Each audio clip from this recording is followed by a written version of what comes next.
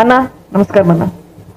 రాజశేఖర రెడ్డి గారు, వివేకానంద రెడ్డి గారు మీకు అందరికీ బాగా తెలుసు, మీకెవరికి కొత్త కాదు. నేను కొత్తగా చెప్పాల్సిన అవసరం లేదు, వాళ్ళకు మీకే బాగా తెలుసు నాకంటే. వాళ్ళు ఎన్నిసార్లు మీ ఊరికి వచ్చారు, మీ ఊర్లో ఏమేమి పనులు ఉంటే ఎవరికెవరికి ఎలా సహాయం చేశారో, మీ కష్ట సుఖాల్లో ఎంత బాగా పంచుకున్నారో.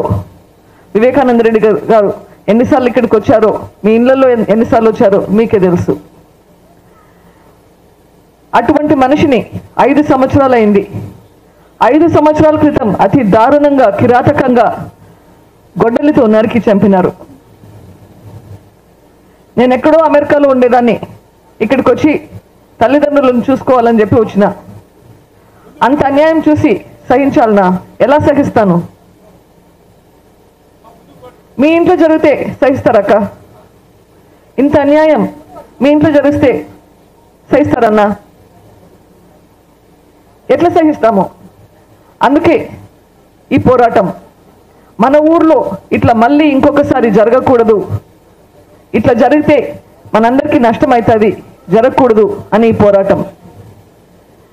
ఈ పోరాటంలో కోర్టులు తీర్పు ఇచ్చేదానికి చాలా టైం పడుతుంది, కానీ కోర్టుల తీర్పు కంటే ప్రజా తీర్పు ఇంకా శ్రేయస్సు. అవునా కదన్నా అమ్మ? కోర్టుల తీర్పు కంటే ప్రజా తీర్పు ఇంకా చాలా చాలా పెద్దది. ఈరోజు మీరు ఆలోచించాలి, మీరు వివేకానంద రెడ్డి గారిని హత్య చేసి తప్పించుకొని ఉంటున్న నిందితుల వైపు ఉంటారా, లేదా రాజశేఖర రెడ్డి గారి బిడ్డ షర్మిలమ్మ న్యాయం వైపు ఉండే షర్మిలమ్మని గెలిపిస్తారా?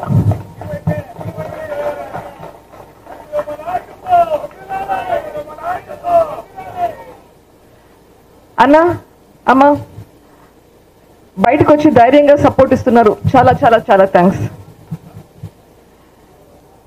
మీరు అడగాలి, మీరు ఓటు వేసే వాళ్ళని అడిగి ధైర్యం తెచ్చుకొని అడగాలి. ఒకవేళ ఎవరైనా అవినాష్ రెడ్డి గారికి ఓటు అడిగితే అడగాలి, ఇట్లా సునీతమ్మ చెప్తుంది, మీరు దీనికి సమాధానం ఏంటి? అవినాష్ రెడ్డి రేపు మాపో వివేకానంద రెడ్డి కేసులో నిందితుడుగా ఉన్నాడు, ఈరోజు రేపు జైలుకు పోతాడు, అట్లాంటి మనిషికి నేను ఎందుకు ఓటు వేయాలి అని అడగండి. అడిగి మీరు నిర్ణయించుకోండి ఎవరికి ఓటు వేయాలనో. మీరు ఎన్నుకునే నాయకుడు మీ దగ్గర ఉండాలనా, జైల్లో ఉండాలనా ఆలోచించండి. హస్తం గుర్తు ఓటేసి వివేకానంద రెడ్డి గారికి, రాజశేఖర రెడ్డి గారికి న్యాయం జరిపించండి అమ్మా. షర్మిలమ్మను భారీ మెజారిటీతో దీవించి రాజశేఖర రెడ్డి గారికి, వివేకానంద రెడ్డి గారికి ఆత్మశాంతిని కలిగించండి అమ్మా. జై హింద్. చెక్ అన్నా నమస్తే, అమ్మా నమస్తే. నేను రాజశేఖర రెడ్డి బిడ్డను. కడప ఎంపీ స్థానానికి కాంగ్రెస్ పార్టీ తరఫున పోటీ చేస్తుంది రాజశేఖర రెడ్డి బిడ్డ.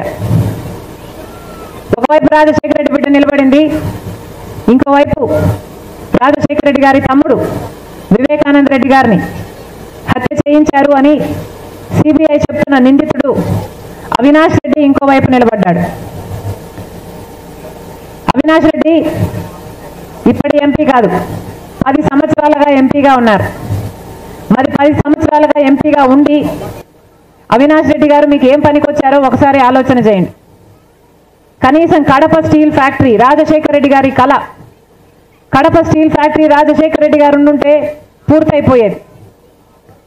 కానీ రాజశేఖర రెడ్డి గారు వెళ్ళిపోయాక ఏ ప్రభుత్వాలు పట్టించుకోలేదు. ఆఖరికి జగన్మోహన్ రెడ్డి గారు ముఖ్యమంత్రి అయ్యాక కూడా 5 సంవత్సరాలు గడిచిపోయినా కూడా ఒక్క తట్టెడు మట్టి ఎత్తి అటువైపు పోయలేదు, ఒక్క ఇటుక మీద ఇటుక పెట్టలేదు. మరి అవినాష్ రెడ్డి గారు పార్లమెంట్ మెంబర్గా, ఎంపీగా ఉండి ఎన్నిసార్లు పార్లమెంటులో కడప స్టీల్ ఫ్యాక్టరీ కోసం కొట్లాడాడు. వైజాగ్ స్టీల్ ఆంధ్ర రాష్ట్రానికి ఎట్లనో కడప స్టీల్ ఫ్యాక్టరీ రాయలసీమకి ఎట్లా అని రాజశేఖర రెడ్డి గారు అంత కోరికగా చేయాలనుకున్న ప్రాజెక్టును కూడా మీరు ఎన్నుకున్న నాయకులు వాళ్ళ అధికారాన్ని ఇలా ప్రజలకు మేలు చేయడానికి, ప్రాజెక్టులు తెచ్చుకోవడానికి కాకుండా వాళ్ళని వాళ్ళు హత్యలు చేసి కాపాడుకోవడం కోసం వాడుకుంటున్నారు. అవినాష్ రెడ్డి ఢిల్లీకి వెళ్తున్నాడు, వస్తున్నాడు. ఎప్పుడైనా పార్లమెంట్లో కడప స్టీల్ ఫ్యాక్టరీ గురించి మాట్లాడడం చూడలేదు, కానీ సిబిఐ దగ్గర నుంచి సిబిఐ నుంచి ఆయన కాపాడుకోవడం కోసం మాత్రం ప్రయత్నాలు చేయడం చూశాం. మరి ఇట్లాంటి వాళ్ళని ఎందుకు ఎన్నుకోవాలో ఒకసారి ఆలోచన చేయండి. వివేకానంద రెడ్డి గారి హత్య జరిగి 5 సంవత్సరాలు అయింది. ఈ రోజు వరకు కూడా న్యాయం జరగలేదు. అన్న, హత్య జరిగిన రోజు మాకు తెలియదు ఎవరు హత్య చేశారు అనేది. తెలుసునుంటే ఆ రోజే చెప్పేవాళ్ళం. కానీ ఈ రోజుకి సిబిఐ దర్యాప్తులో తేలిన విషయం, సాక్ష్యాలు, ఆధారాలు, గూగుల్ టేక్అవుట్ మ్యాప్స్ అయితేనేమి, ఫోన్ కాల్ రికార్డ్స్ అయితేనేమి, డబ్బులు లావాదేవీలు జరిగాయని చెప్పడం అయితేనేమి, సిబిఐ అన్ని సాక్ష్యాలు ఆధారాలతో అవినాష్ రెడ్డి గారు చేయించారు అని సిబిఐ ఆరోపించి అక్యూజ్డ్గా చేర్చింది ఈరోజు అవినాష్ రెడ్డి గారిని. మరి అలాంటి వాళ్ళను ఎందుకు ఎన్నుకోవాలి? జగన్మోహన్ రెడ్డి గారు సొంత చిన్నాన, వివేకానంద రెడ్డి గారు జగన్మోహన్ రెడ్డి గారికి సొంత చిన్నాన. వివేకానంద రెడ్డి గారికి కొడుకులు లేరు, ఒకటే బిడ్డ. ఆ బిడ్డ కూడా న్యాయం కోసం తట్టని తలుపు లేదు, ఎక్కని మెట్టు లేదు, తిరగని పోలీస్ స్టేషన్ లేదు. ఇంత కష్టపడుతున్నా ఈ రోజు వరకు న్యాయం జరగలేదు. ఇంకోవైపు జగన్మోహన్ రెడ్డి గారు వివేకానంద రెడ్డి గారికి కొడుకులు లేరు కాబట్టి రాజశేఖర రెడ్డి గారి కొడుకే వివేకానంద రెడ్డి గారికి కూడా కొడుకు. తండ్రి తర్వాత తండ్రి వాడు వివేకానంద రెడ్డి గారు జగన్మోహన్ రెడ్డి గారికి. మరి అలాంటి ఆయన విషయంలోనే న్యాయం చేయకపోతే ఇక న్యాయం అన్నది బతుకుంది అనుకోవాలా, చచ్చిపోయింది అనుకోవాలా? 5 సంవత్సరాలుగా ఇంత పోరాటం చేసిన ఈ రోజు వరకు న్యాయం జరగలేదు. ఎందుకంటే జగన్మోహన్ రెడ్డి గారు సాక్షాత్ ముఖ్యమంత్రి గారు అయ్యుండి తన అధికారాన్ని అడ్డేసి అవినాష్ రెడ్డిని కాపాడుతున్నాడు కాబట్టి. సిబిఐ దగ్గర అన్ని సాక్ష్యాలు ఆధారాలు ఉండి కర్నూలు వరకు వెళ్ళారు అవినాష్ను అరెస్ట్ చేయాలి అని. 3 రోజుల పాటు పోలీసులను చుట్టుముట్టి గూండాలను పెట్టి అవినాష్ రెడ్డి గారిని కాపాడారు జగన్మోహన్ రెడ్డి గారు. ఆఖరికి సిబిఐ ఉట్టి చేతులు పోవాల్సి వచ్చింది. మరి అధికారాన్ని ఇస్తే జగన్మోహన్ రెడ్డి గారు ఈరోజు దేనికి వాడుకుంటున్నారు అధికారాన్ని? రైతుల కోసం వాడుకుంటున్నారా? ప్రతి సంక్రాంతికి జాబ్ క్యాలెండర్ అన్నాడు జగన్మోహన్ రెడ్డి గారు. వచ్చిందా? ఒక్క జాబ్ క్యాలెండర్ కూడా రాలేదు. రైతులకు 3000 కోట్లతో ప్రతి సంవత్సరము ధర స్థిరీకరణ నిధి పక్కన పెడతానన్నాడు. ఈరోజు రైతులకు కనీసం డ్రిప్ వేసుకోవడానికి దిక్కు లేదు. ఈరోజు కనీసం పంట నష్టపోతే పంట నష్టపరిహారం ఇచ్చే దిక్కు లేదు. మరి ఎందుకు వచ్చింది అధికారం జగన్మోహన్ రెడ్డి గారి చేతిలోకి? ప్రజల కోసం వచ్చిందా, లేకపోతే అవినాష్ రెడ్డిని కాపాడుకోవడం కోసం వచ్చిందా? దేనికి వాడుతున్నారు ఈరోజు అధికారాన్ని? ఈరోజు ఇదే రాజశేఖర రెడ్డి బిడ్డ ఎదురు నిలబడింది జగన్మోహన్ రెడ్డి గారికి అంటే ఎందుకని? అన్యాయం జరుగుతుంది కాబట్టి. ఒకప్పుడు ఇదే రాజశేఖర రెడ్డి బిడ్డ 3200 కిలోమీటర్లు పాదయాత్ర చేసింది జగన్మోహన్ రెడ్డి గారి కోసం. నా బిడ్డలు, నా కుటుంబాన్ని, నా సర్వస్వాన్ని పక్కన పెట్టి మరీ నెలల తరబడి రోడ్ల మీదనే బతుకుతూ జగన్మోహన్ రెడ్డి గారి కోసం, ఆయన పార్టీని బతికించడం కోసం 3200 కిలోమీటర్లు పాదయాత్ర చేసింది. కానీ ఇదే రాజశేఖర రెడ్డి బిడ్డ ఈరోజు ఎదురు నిలబడింది అంటే వివేకానంద రెడ్డి గారికి అన్యాయం జరుగుతుంది కాబట్టి ఎదురు నిలబడింది. మీ అందరూ కూడా న్యాయం పక్షాన నిలబడాలని, ఈసారి ఈ ఎన్నికల్లో న్యాయానికి నేరానికి మధ్య జరుగుతున్న ఈ పోరాటంలో ప్రజాకోర్టులో న్యాయం తెలుసుకోవడానికి వచ్చిన సునీతమ్మకి, రాజశేఖర రెడ్డి బిడ్డకు న్యాయం చేయాలని కొంగు చాచి మీ అందరినీ న్యాయం అడగడానికి వచ్చాం. మరొకసారి ఆలోచన చేసి ఓటు వేయండి. ప్రపంచం అంతా చూస్తుంది కడపలో న్యాయం గెలుస్తుందా, నేరం గెలుస్తుందా అని ప్రపంచమంతా చూస్తుంది. ఒకసారి ఆలోచన చేసి ఓటు వేయాలని మీ రాజశేఖర రెడ్డి బిడ్డ అయితే మీకు మాటిస్తుంది. ఎంపీగా నేను నిలబడడం జరిగింది. నేను మీకు మాటిస్తున్నా, మీరు నన్ను ఎంపీగా గెలిపించండి.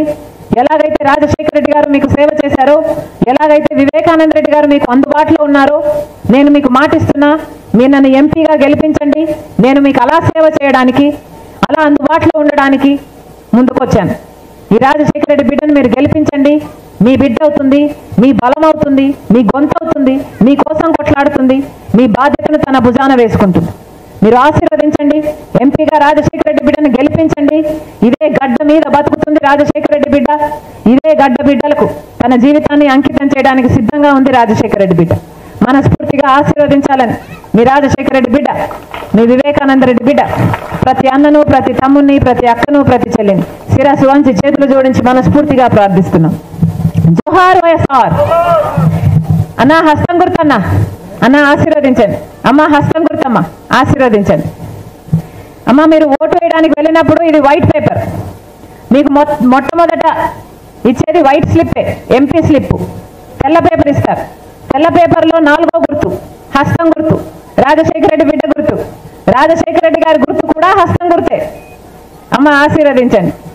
రాజశేఖర రెడ్డి గారి గుర్తు హస్తం గుర్తు. అమ్మ ఆశీర్వదించండి, అమ్మ ఆశీర్వదించండి, అమ్మ ఆశీర్వదించండి, అమ్మ ఆశీర్వదించండి.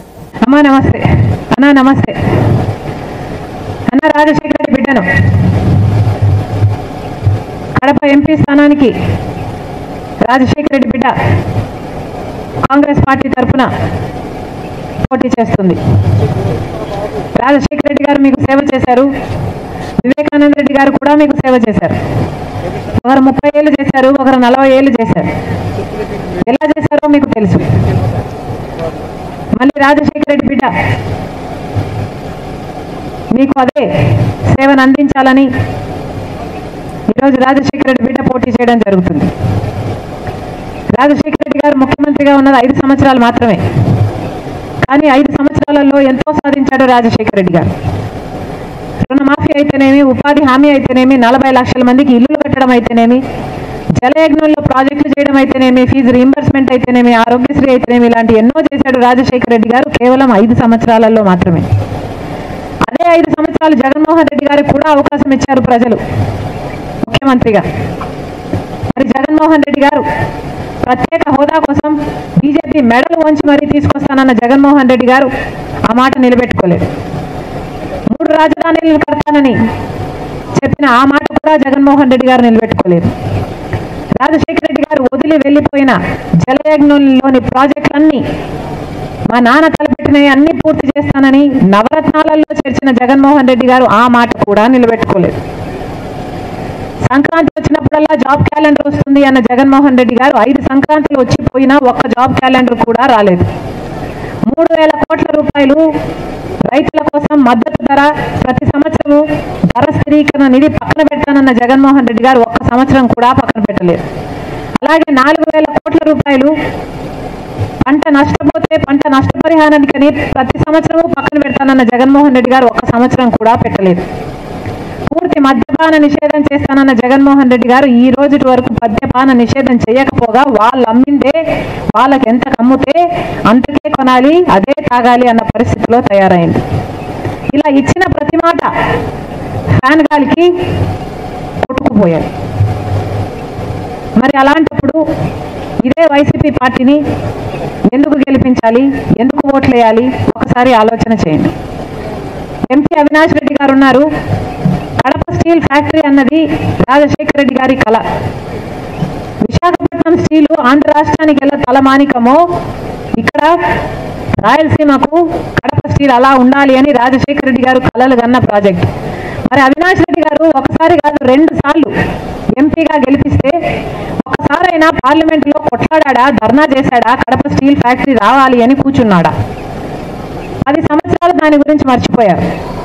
ఢిల్లీకి వెళ్తున్నాడు, వస్తున్నాడు తప్పితే, సిబిఐలో ఆయన కేసు మేనేజ్ చేసుకోవడానికి పోతున్నాడు తప్పితే ప్రజల కోసం ఏదైనా ప్రయత్నాలు చేస్తున్నారా?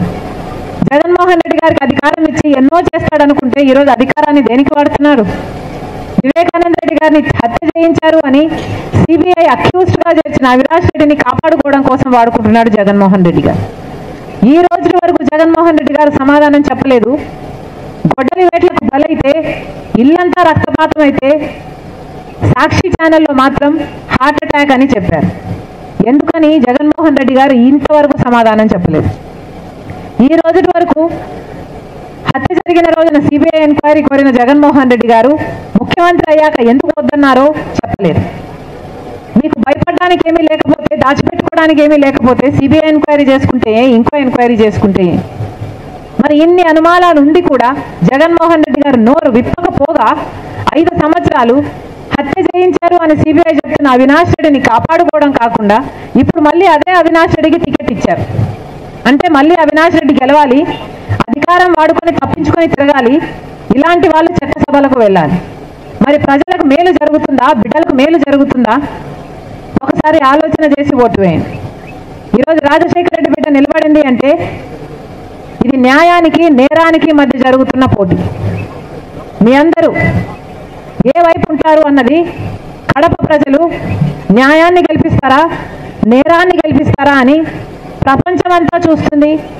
కడపలో ఏ తీర్పు ఇవ్వబోతున్నారు కడప ప్రజలు అని ఒకసారి ఆలోచన చేసి ఓటు వేయాలని రాజశేఖర రెడ్డి బిడ్డ, వివేకానంద రెడ్డి బిడ్డ, కడప ప్రజలు మీరు న్యాయం చేస్తారు అన్న నమ్మకంతో కొంగు చాచి న్యాయం కోసం అర్థించడానికి వచ్చాం. మనస్ఫూర్తిగా రాజశేఖర రెడ్డి బిడ్డను ఎంపీగా ఆశీర్వదించాలని కోరుతున్నాం. ఒక మాట కూడా ఇస్తున్నా, ఎలాగైతే రాజశేఖర రెడ్డి గారు మీకు సేవ చేశారో, వివేకానంద రెడ్డి గారు మీకు అందుబాటులో ఉన్నారో, నన్ను ఎంపీగా గెలిపించండి.